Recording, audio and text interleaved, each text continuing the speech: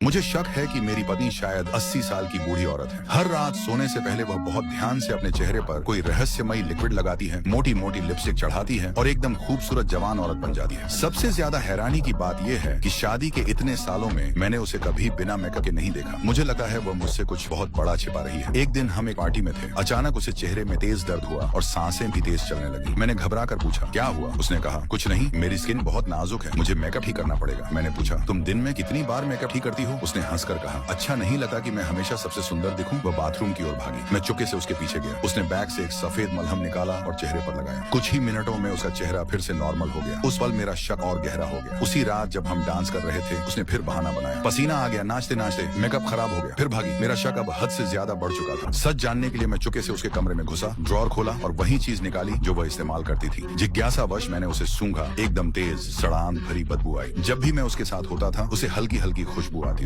ये बदबू सुनकर मुझे और भी पक्का यकीन हो गया कि वह कोई बहुत बड़ा राज छिपा रही है। अगले दिन वह लिपस्टिक लगाकर आईने में खुद को निहार रही थी। मैं कमरे में घुसा और चेहरे धोने के पानी से भरा बर्तन उसके सामने रख दिया। इसका मतलब? उसने चौंक कर पूछा। मैं बोला, मैं बस तुम्हारा असली चेहरा देखना चाहता हूँ। पति की थोड़ी सी जिज्ञासा पूरी करने में क्या दिक्कत है? जब देखा कि मैं पीछे नहीं हटने वाला, तो आखिरकार वह मान गई। उसने हेयर पिन लगाई, बाल ऊपर बांधे, कुछ सेकंड हिचकिचाई, फिर धीरे धीरे चेहरा बेसिन की ओर झुकाया। जैसे ही उसने चेहरा पानी में डुबोया और मेकअप हटाना शुरू किया, जो मैंने देखा, मैं पूरी तरह स्तब्ध रह गया।